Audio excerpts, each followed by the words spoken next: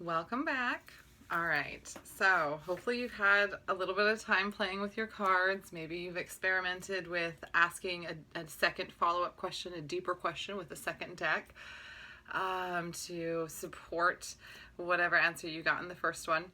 Now, there's going to come up the question of trusting the cards, or maybe initially it comes up as not really liking the answer and wanting to ask again, or not taking the time to dive deeper into maybe the reasons why you're not liking the answer and the ways to support that. Because anything that's coming up as a reaction to a reading is likely purposeful for you to deal with it. These are ways to deal with our shadows. These are ways to process out some of the things that we have trouble with. We ask the cards for divination and support. We give our higher self, our angels, our guides, our support team, our teachers, we give them access through these cards. So taking it lightly, disregarding it because it's not the answer you want, asking over and over and over again, you can do all these things and you'll get different cards, or maybe even kind of versions of the same card, especially, like I said, if you go deeper into tarot, that can certainly happen. Also, you might ask different decks and it can be about the same answer regardless of what deck you pulled out. So these are some of the things that you come across when you're doing readings for yourself. Have to know that the cards, they're an open form of communication, an open letter to yourself from your support team, from your spirit, your higher self. Like I said, it's all about you can make that free will choice to not do it, to go and do anything else you want.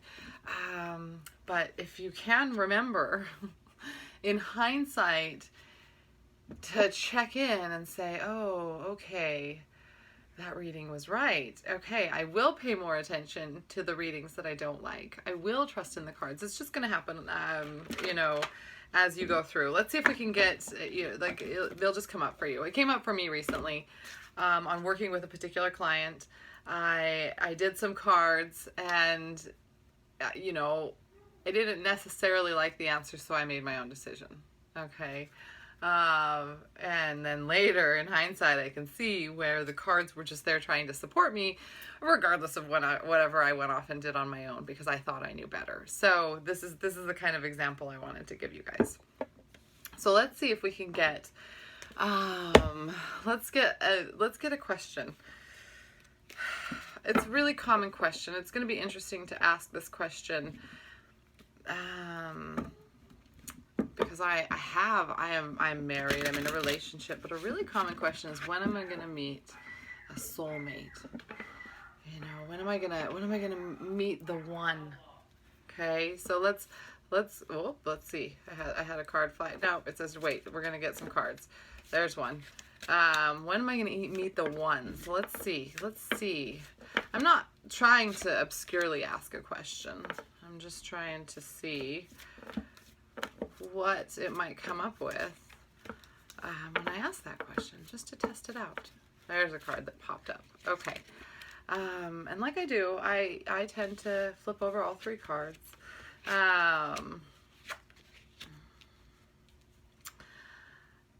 So there's some cards here. I don't always like them. Right away. I don't like them because they're personal to me. So let's just go about it. Stay optimistic about your love life. Stay optimistic. Positive thinking.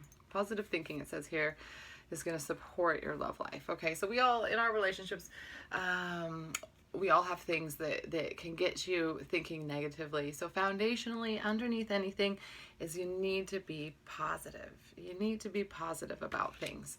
So if I was talking to somebody who's searching for that soulmate or that time, it says, okay, well, stay positive. You thinking I'm never going to meet someone, which, how often have we all had that experience? Maybe not too often, but other people, they seem to say that all the time. Every time they're single, I'm never going to meet someone. Then you meet somebody, and then the cycle presents itself potentially again. So optimism is necessary. Positive thinking, the law of attraction, this kind of thing. That's foundationally. That's right away. That's what I see here. So my next card here is separation. So there's a couple ways you can take this. This is telling me time apart from my partners on the horizon, Well, I do know, even I turned it over and I didn't like the card right away. And I'm like, I'm in the middle of a recording and I really have to trust that this is the right thing that needs to come out. And so for me, when I interpret this, it says, oh, okay, well, my husband is starting to work out of town. Every single week he goes out of town for a few days and then he comes back. So there is this separation that's happening. So that's what I need to remember is this is what's going on for me. And then to support that, I pull in the next card is let your friends help you. Oh, when I need support, reach out to friends. Then I don't feel so resentful. Maybe this is what's helping me about my love life, helping me, remain in the harmony with my soulmate. I don't feel so resentful. I get some support while he's gone. It's something that we don't always want to ask for help. That's nothing I really want to do. I don't want to, first of all, other people have things going on too. So I don't want to impose. Maybe I need to help them. Who am I? So these run through your mind all the time. This is just an example of me. So the cards are telling me, like, really, so this is a hard one. Do I trust it? Or no, maybe, yeah, friends can help me maybe. Yeah. So this is the thing. That ends up being a result of this separation, but I can choose not to let them help. So it's funny. I can say, oh, but I'm going to actually, even though this is such a positive reading, I can be like, well, I'm just too proud to let them help. And then something negative, then I'll go back here. I'll be resentful about the time my partner spends away, and it's going to be really freaking hard to stay optimistic. So that's one example. Let's say you were searching for Mr. Right and these cards came up. And I have this separation card right here, and I'd say, okay, there's a reason you're in a point where you're separate from your soulmate, the love of your life, your next romantic situation. It's because there's a reason. Let's dive deeper into this reason right here in another 3-card reading. This is what I would do.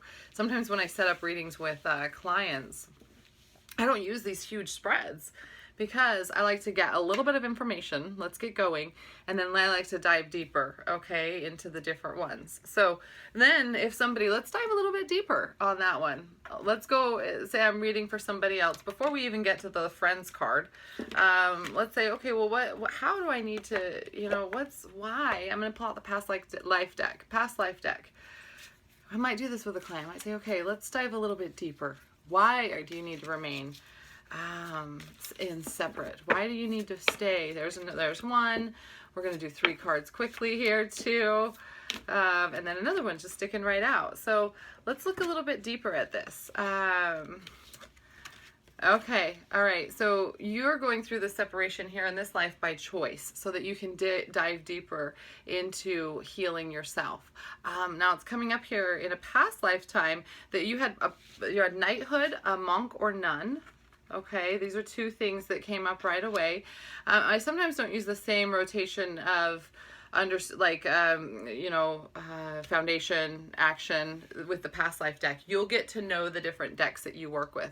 With this, it's just purely about give me more information. I might take this and work in somebody's Akashic records, or if it's just me reading this for myself, I would take this and I would go deeper into my Akashic records and say, oh, okay, the separation time, it's because I spent many lifetimes as a knight. I didn't have relationships. That wasn't my job. I was just about getting stuff done. Go, go, go, go, go.